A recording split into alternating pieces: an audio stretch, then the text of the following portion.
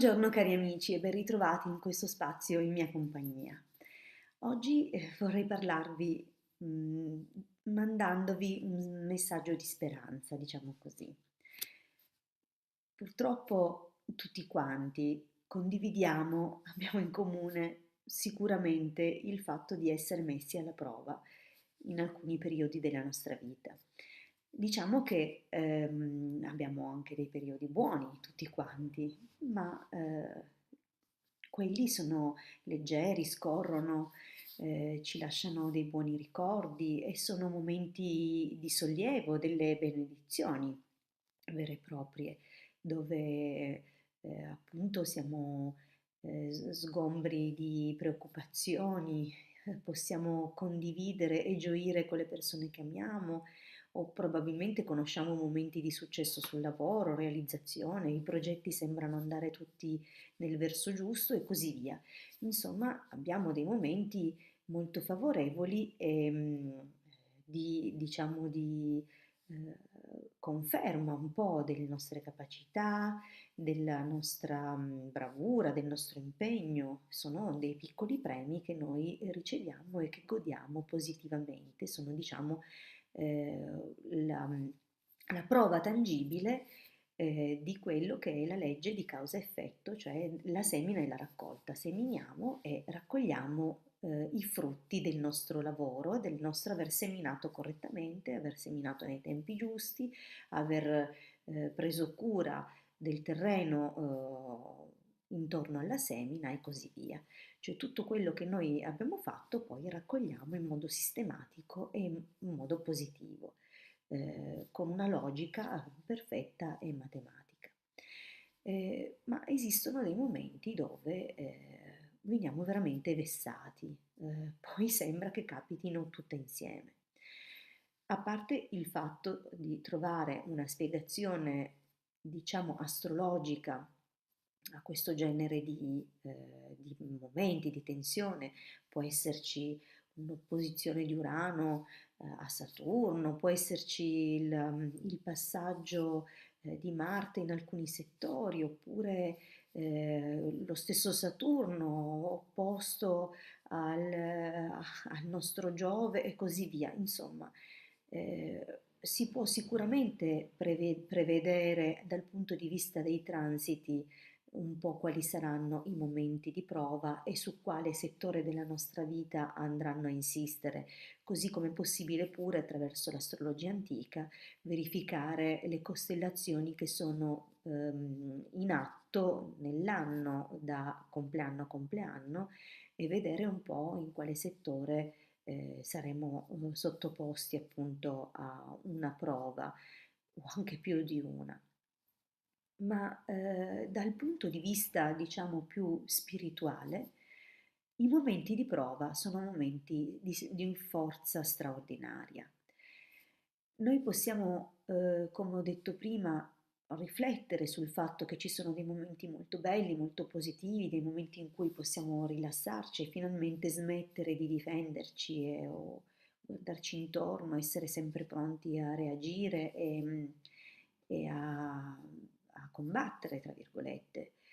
Ma in quei momenti, nei momenti in cui noi siamo rilassati, nei momenti in cui le cose vanno bene esattamente per come le desideriamo, per come le sogniamo, e sono momenti assolutamente necessari, attenzione, non è che voglio dire che non vadano bene, anzi, sono importantissimi, ma in quei momenti l'anima si adagia, e ci culliamo di un piacere, diciamo così, e smettiamo di crescere in un certo senso. Allora, va tenuto in conto che ciascuno di noi ha poi un suo percorso già prestabilito e ha determinati obiettivi da raggiungere e dunque va da sé che eh, può anche essere che noi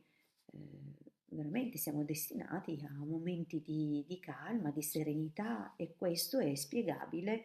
con un karma positivo perché probabilmente nella vita o nelle vite precedenti abbiamo lavorato e sofferto così tanto che ci viene dato un po' un'incarnazione premio, diciamo così. Fermo restando sempre che non dobbiamo smettere di lavorare e comunque al momento giusto saremo sempre pungolati quel che serve. D'altro canto, dicevo d'altro canto, i momenti di prova sono i momenti che veramente ci trasformano. Intanto stabiliamo per chi è la prova, perché il vero io è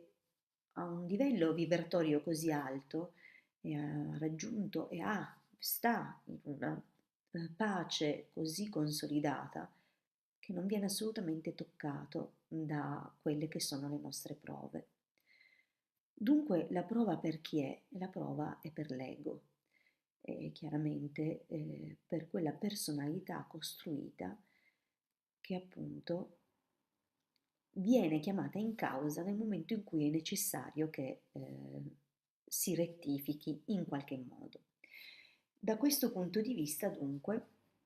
è l'ego che soffre mh,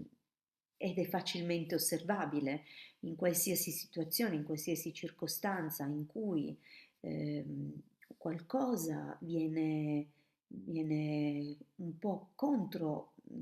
quello che era il nostro volere, il nostro desiderio, oppure proprio contro la nostra persona, a soffrirne è sempre soltanto la nostra personalità, non il nostro io più interiore. Infatti, basta fare un esercizio di meditazione e entrare nel nostro centro per sentire che il nostro centro è in equilibrio, in pace. E quello che viene scosso, quello che soffre, quello che piange, quello che è disturbato, quello che è offeso, quello che è arrabbiato è soltanto l'ego. Dunque è molto importante nei momenti in cui siamo vessati, siamo messi alla prova, ricordarci chi è che veramente è messo alla prova e dunque agire da osservatore ma anche da correttore, cioè noi dobbiamo correggere queste forme di ego che appunto manifestano durante i momenti di prova, manifestano le caratteristiche da correggere. Dunque che cosa sono queste prove? Sono benedizioni velate. Dunque abbiamo da una parte le benedizioni vere e proprie, cioè i momenti di successo, di serenità, dove le cose vanno per il verso giusto, dove troviamo, diciamo così, una vena positiva e ci incanaliamo e godiamo, insomma, di quello che è il frutto di questi momenti e come ho detto può essere il frutto immediato del nostro operato, del nostro lavoro, portato a compimento con i tempi giusti, con il giusto impegno, la giusta carica emotiva e psichica e dunque dà un frutto matematico e certo,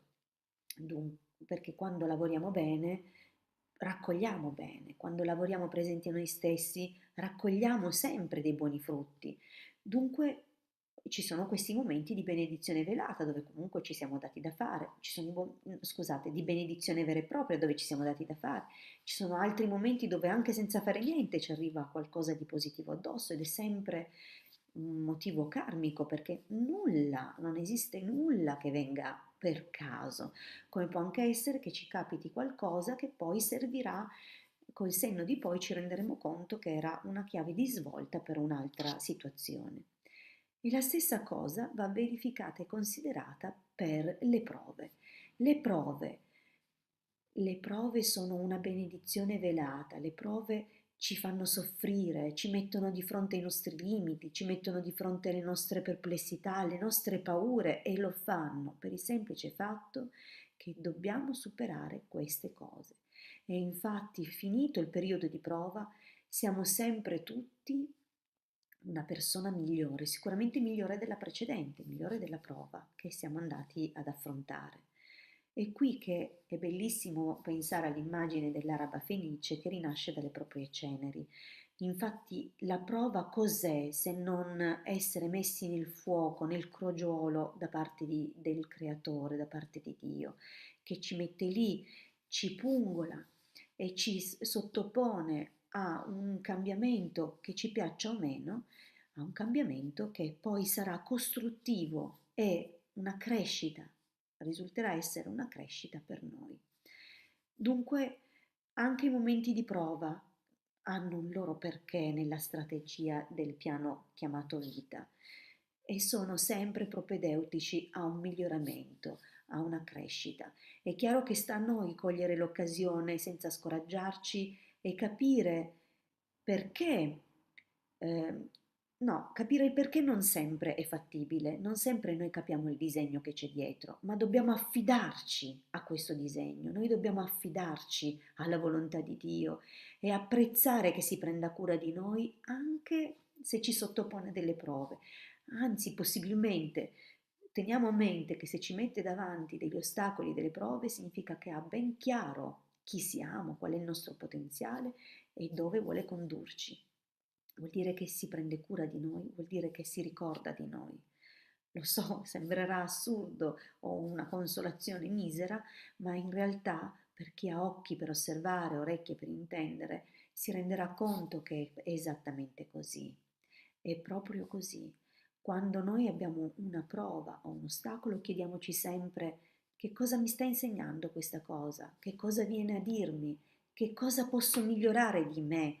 non per cambiare la situazione, perché probabilmente in certi momenti non sarà modificabile, non dal nostro punto di vista, ecco, non per nostra volontà,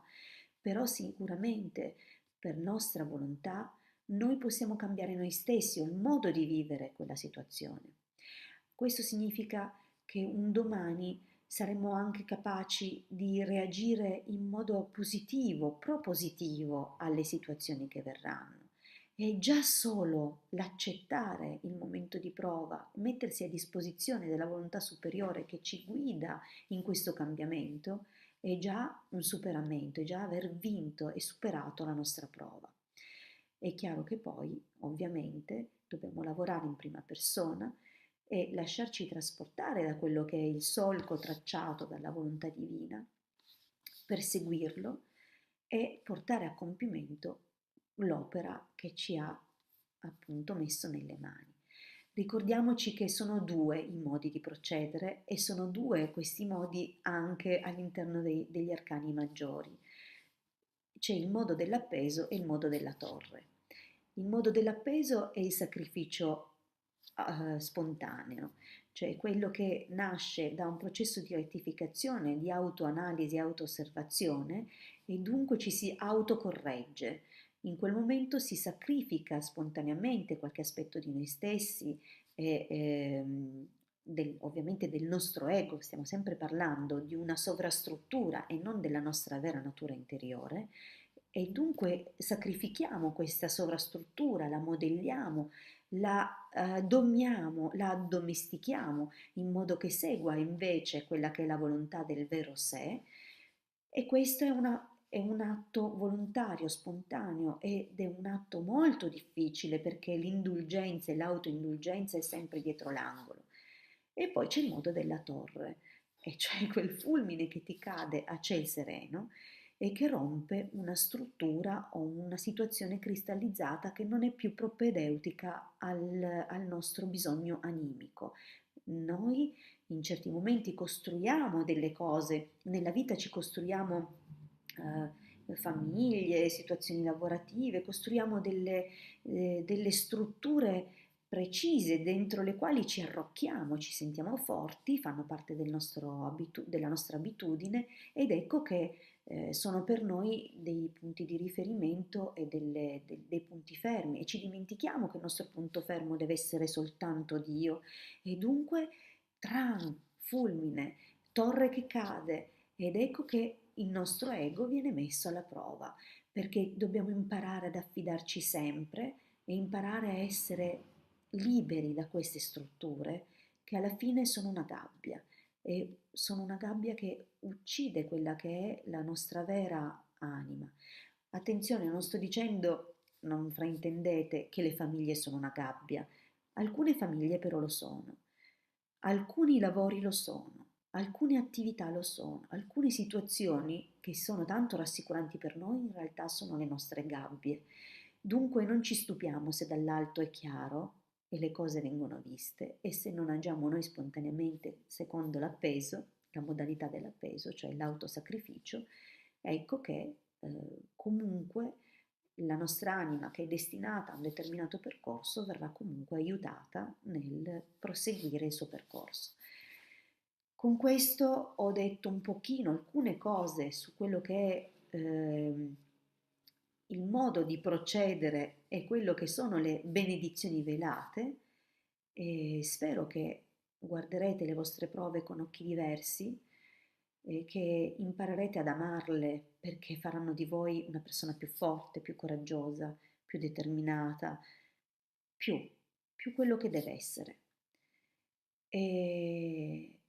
e soprattutto sono delle cose che se impareremo, poi ne parleremo in una seconda pillola, sono cose che una volta superate non si propongono più. Per il momento vi saluto, vi ringrazio, vi invito a iscrivervi al canale se ancora non l'avete fatto e non solo, c'è la possibilità sotto il video di commentare o fare delle domande. Sarei molto contenta se aveste comunque nella necessità di fare delle domande, sentitevi liberi di farle e io vi risponderò molto volentieri. Grazie per avermi seguito fino a qui, vi abbraccio con tanto affetto